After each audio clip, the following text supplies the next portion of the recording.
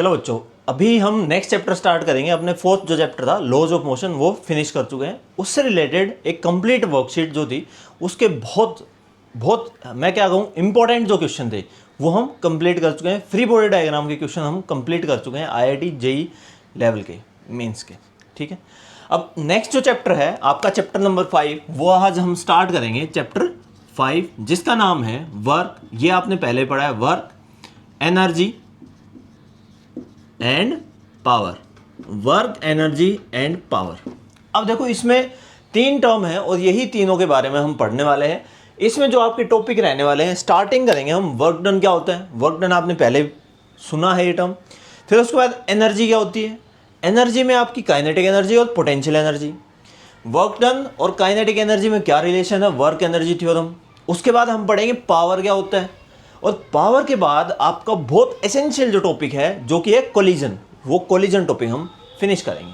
ठीक है, तो ये कंप्लीट लेआउट है। चैप्टर बहुत छोटा है, बहुत इंपॉर्टेंट क्वेश्चन बनते हैं जो आपने अभी तक क्वेश्चन किए हैं 2 डायमेंशन और लॉज ऑफ मोशन, उनके बहुत सारे क्वेश्चंस हम यहाँ पे सोल्व कर सकते हैं। इसमें आपकी इंपॉर्टेंट रहेगी कंजर्वेशन ऑफ एनर्जी। जैसे लास्ट चैप्टर में हमने पढ़ा था कंजर्वेशन ऑफ मोमेंटम, सिमिलरली इसमें कंजर्वेशन ऑफ एनर्जी हम पढ़ेंगे जो कि यूज करके आप most of the question solve कर सकते हो क्योंकि आपकी एनर्जी कंजर्व रहती है। ठीक है, अब बात करें वर्क डन की या फिर मैं बात करूं एनर्जी की। सबसे पहले तो एनर्जी क्या होता है। जैसे मैं आपको बोल पा रहा हूं, कई बार होता है मन नहीं कर रहा मेरा पढ़ाने का, तो मेरी एनर्जी बहुत लो होती है, बहुत डल होता है, मतलब पढ़ा ही नहीं पाता हूं मैं। ठीक है, मन करता है छोड़ो यार क्या ही क्लास लेनी है।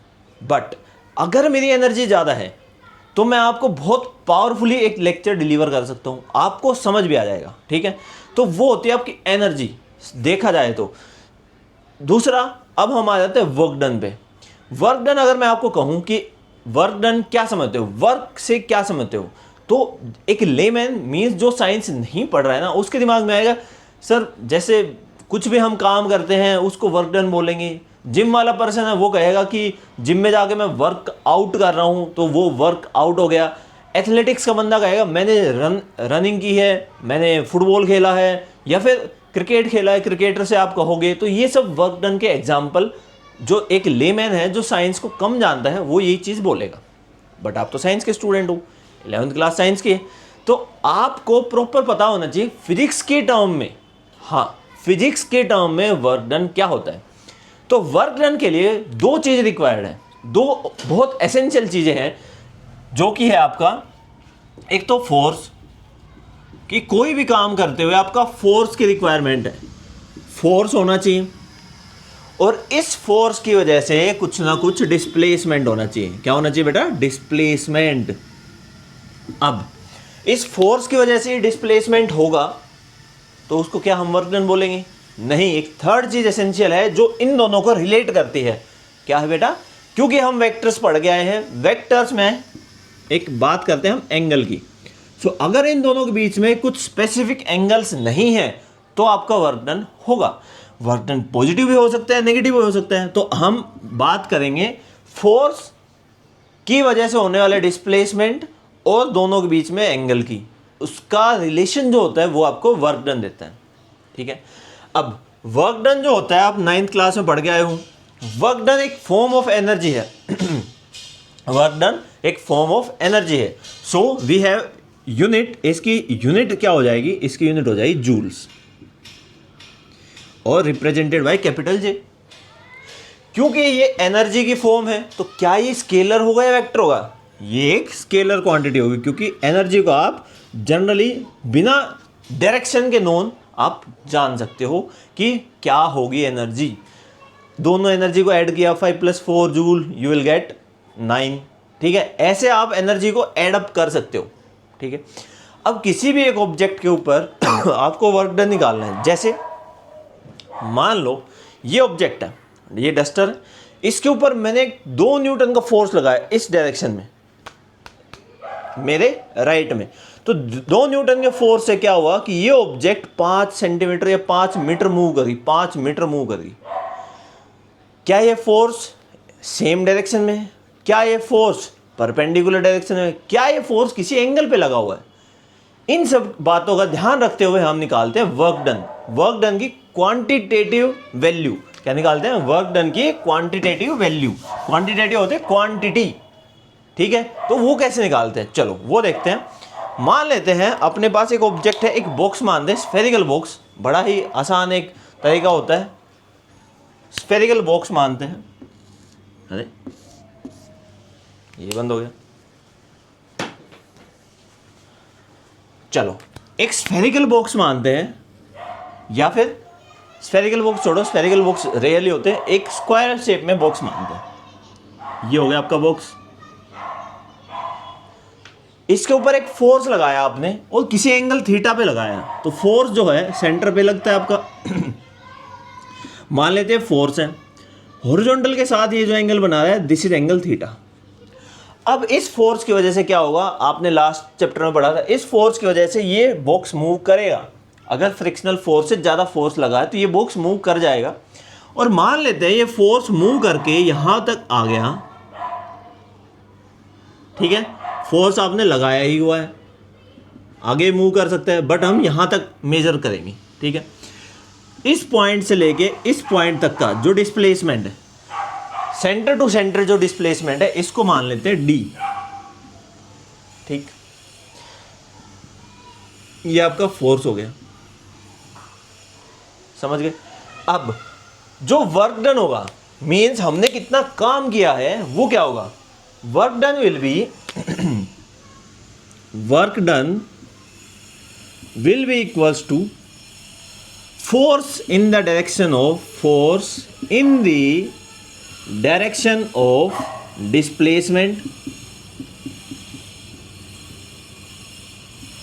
multiplied by the displacement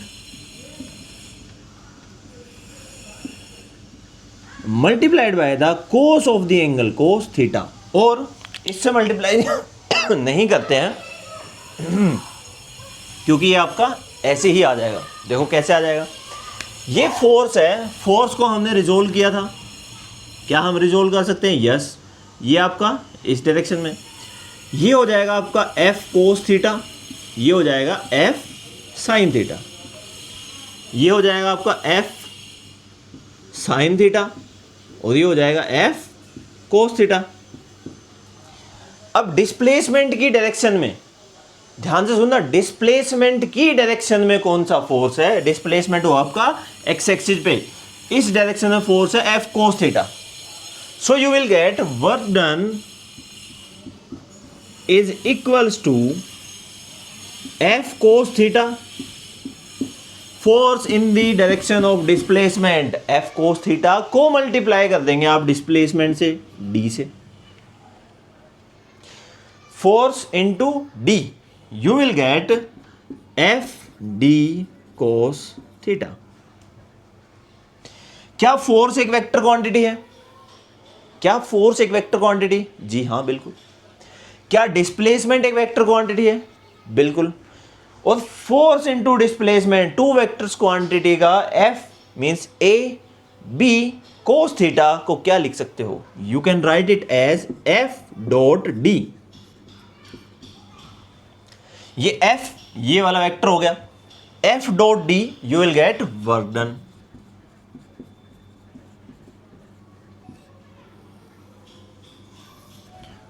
I hope समझ आ गया होगा। अब आपको ये भी समझ आ गया होगा कि क्यों हमने परपेंडिकुलर वाला कंपोनेंट नहीं लिया। बताओ क्यों नहीं लिया, कमेंट सेक्शन में बताओ क्यों नहीं लिया। चलो बता दिया होगा, क्योंकि परपेंडिकुलर में क्या होगा, आपका फोर्स का जो कंपोनेंट परपेंडिकुलर होगा, that will make an angle theta equals to 90 degree with your displacement. Theta 90 हो जाएगा तो परपेंडिकुलर कंपोनेंट के लिए आपका वर्क डन 0 होगा, लेकिन पैरेलल कंपोनेंट के लिए कुछ ना कुछ वर्क डन होगा। इसको कैसे लिख सकते हैं? You can write it as force का परपेंडिकुलर, डिस्टेंस परपेंडिकुलर है ही नहीं, डिस्टेंस आपका नॉर्मल है, प्लस इनके dot product, force parallel distance parallel. ये तो आपका ऐसे 0 हो जाएगा क्योंकि डिस्प्लेसमेंट हुआ ही नहीं है परपेंडिकुलर डायरेक्शन में। तो परपेंडिकुलर डायरेक्शन में डिस्प्लेसमेंट नहीं हुआ तो ये वाला कंपोनेंट 0, पैरेलल वाला बचेगा, और जो हमने ऊपर डिफाइन किया। आई होप समझ आ गया होगा, वर्क डन यहाँ से क्लियर हो गया होगा, ठीक है। अब वर्क डन है आपकी, इसकी SI यूनिट इज जूल्स, और इसकी CJS यूनिट क्या हो जाएगी? फर्स्ट चैप्टर में मैंने आपको कराया, CJS क्या हो जाएगी? इट इज अर्ग, ठीक है। ये है आपका वर्क डन जब आपका फोर्स कांस्टेंट है, जब आपका फोर्स कांस्टेंट है। क्या हो जब फोर्स वेरी कर रहा हो डिस्प्लेसमेंट के साथ, मींस यहां पर आपने फोर्स लगाया, यहां से A पॉइंट से B पॉइंट तक पहुंचते पहुंचते आपका जो फोर्स है वो चेंज हो गया इस डिस्प्लेसमेंट के अकॉर्डिंग, तो क्या होगा बताओ? उसमें कैसे करेंगे? आगे करेंगे, टेंशन की बात नहीं है, ठीक है, वो भी करेंगे। उससे पहले हम कर लेते हैं काइनेटिक एनर्जी करते हैं पहले, ठीक है। काइनेटिक एनर्जी क्या होता है? सो काइनेटिक एनर्जी भी आपने पढ़ा है। देखो ये यहां तक जो सब कुछ है ना, और एक ग्रेविटेशन चैप्टर आपकी जनरेशन ने पढ़ा है 9th क्लास में। अब बात करते हैं काइनेटिक एनर्जी की। सो काइनेटिक एनर्जी क्या होता है?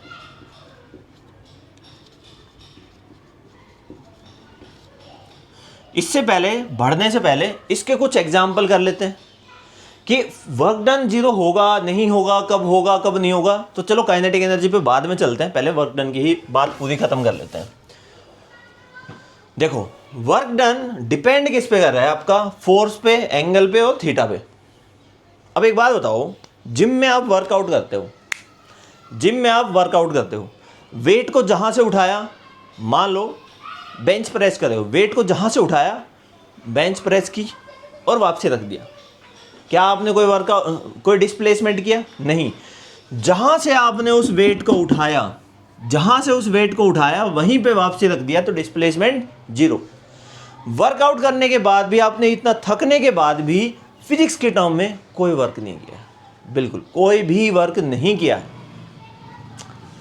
सेकंड, जैसे जो आपके कुली होते हैं रेलवे स्टेशन पे या फिर बस स्टैंड पे तो अभी है नहीं, पहले होते थे।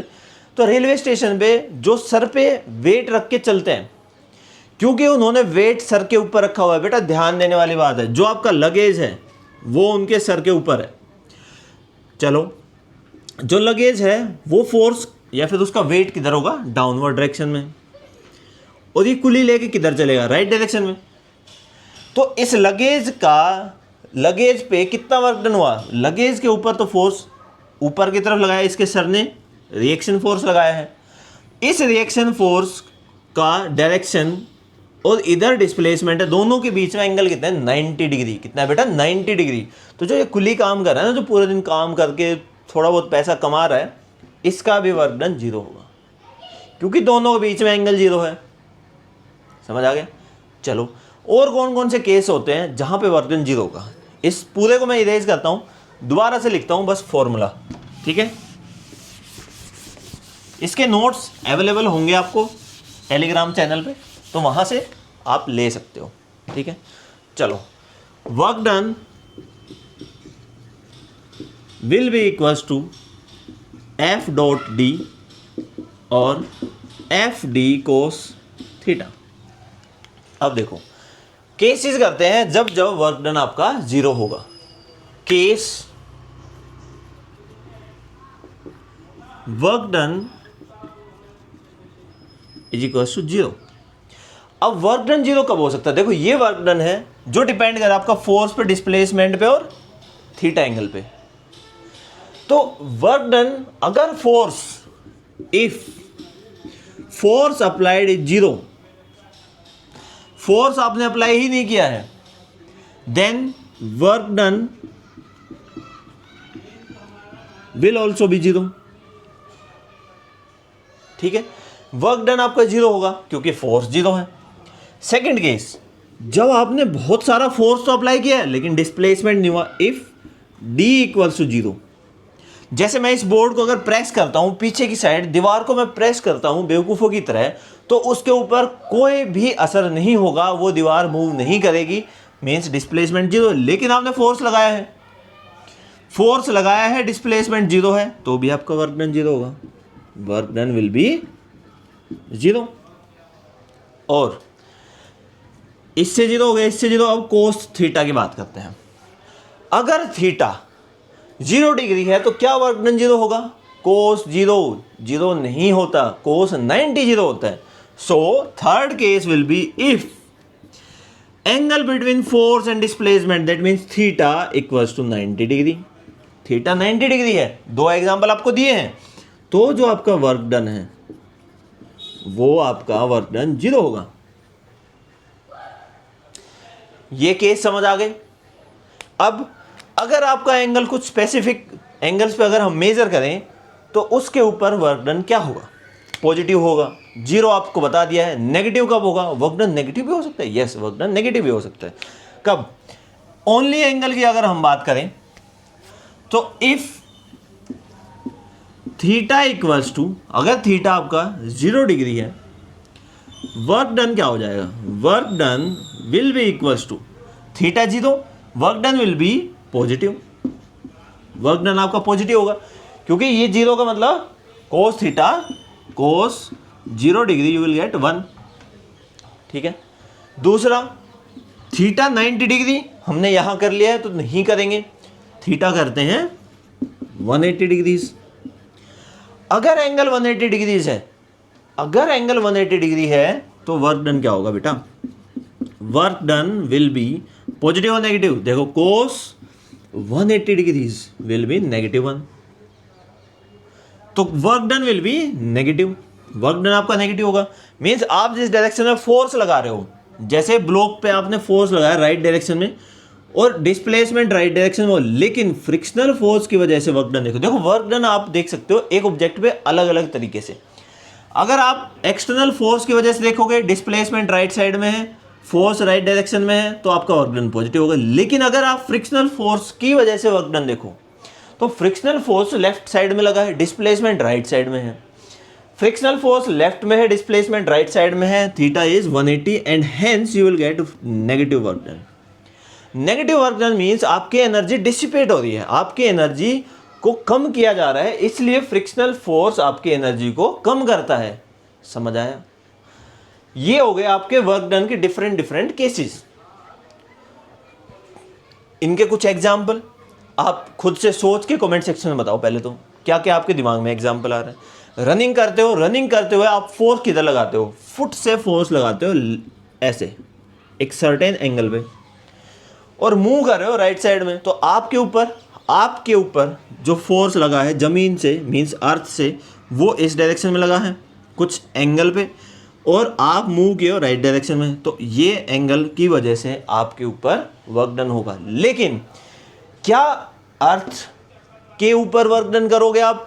क्या अर्थ में कोई डिस्प्लेसमेंट आया? बिल्कुल नहीं। अर्थ के ऊपर फोर्स लगाया बट डिस्प्लेसमेंट नहीं हुआ है, तो आप तो वर्क डन करोगे लेकिन अर्थ कोई वर्क डन नहीं कर रही है। मींस आपके ऊपर फोर्स लगा F, डिस्प्लेस हुआ आप D, अर्थ के ऊपर फोर्स लगा F, डिस्प्लेसमेंट हुआ 0। तो एक ही केस में आप दो चीज देख सकते हो। हम एक्सरसाइज क्वेश्चन भी है, एग्जाम्पल क्वेश्चन है एनसीईआरटी में कि साइकिल है, साइकिलिस्ट जो है वो फिसल गया है या फिर मूव कर रहा है एक रोड के ऊपर, तो रोड के ऊपर कितना वर्क डन किया गया और रोड ने साइकिलिस्ट के ऊपर कितना वर्क डन किया, दोनों में अलग अलग आएगा। वर्क डन साइकिल के ऊपर कितना हुआ है, क्योंकि साइकिल के ऊपर एक रिएक्शन फोर्स लगा है तो फोर्स अवेलेबल है। यस, क्या साइकिल मूव करी? बिल्कुल करी है। तो साइकिल मूव भी करी है, फोर्स भी लगा है, तो वहां से आप वर्क डन निकाल सकते हो। बट क्या रोड मूव किया है? नहीं। तो रोड के ऊपर कितना वर्क डन हुआ? रोड के ऊपर वर्क डन 0 होगा क्योंकि उसकी डिस्प्लेसमेंट 0 है। समझ आया? आई होप समझ आ गया होगा। इसके बाद हम करते हैं काइनेटिक एनर्जी। काइनेटिक एनर्जी भी एक फॉर्म है एनर्जी की। ये तो हो गए जनरल एग्जाम्पल, वर्क डन के जनरल एग्जाम्पल हो गए। अब आ जाते हैं स्पेसिफिक आपके डिफरेंट जो एनर्जी के फॉर्म्स है वो करते हैं। डिफरेंट तो नहीं करते, काइनेटिक एनर्जी करते हैं। और उसके बाद अगर बहुत बड़ी वीडियो नहीं हुई होगी तो उसके बाद हम कर लेंगे क्या? Work energy theorem. So next topic is kinetic energy. देखो लास्ट जो चैप्टर था, लास्ट चैप्टर में भी हमने किया था काइनेटिक फ्रिक्शनल फोर्स। क्या किया था बेटा? Kinetic frictional force. अब काइनेटिक फ्रिक्शनल फोर्स कब था? जब जो ऑब्जेक्ट मोशन में हो. So this is the energy when your object is in motion. Object is in motion. Motion में आपके ऑब्जेक्ट होगी, उस टाइम पे जो एनर्जी होगी that is your kinetic energy. ठीक है. एनर्जी है ऐसा यूनिट, सेम जूल्स. ठीक, ये हो गई सीजीएस यूनिट, आर्ग. अब काइनेटिक एनर्जी का फॉर्मूला क्या होता है? सो काइनेटिक एनर्जी को हम रिप्रेजेंट करते हैं के से, जिसका फॉर्मूला होता है 1/2 m scalar v dot v velocity dot velocity. क्योंकि वेलोसिटी वेक्टर क्वांटिटी है तो उनका डॉट प्रोडक्ट होता है, सिंपल मल्टीप्लाई नहीं होता है. Velocity dot velocity a dot a, you will get a magnitude dot a magnitude cos 0 degree, that means a square. So from here you will get 1/2 m v square. ये हो गया kinetic energy. Kinetic energy half m v square. ठीक है. चलो kinetic energy के example बताओ. Kinetic energy कुछ example, जैसे मैं मूव भी कर रहा हूँ ना, यहाँ से आपके कैमरा के पास आ गया हूँ तो ये काइनेटिक एनर्जी का एग्जाम्पल है.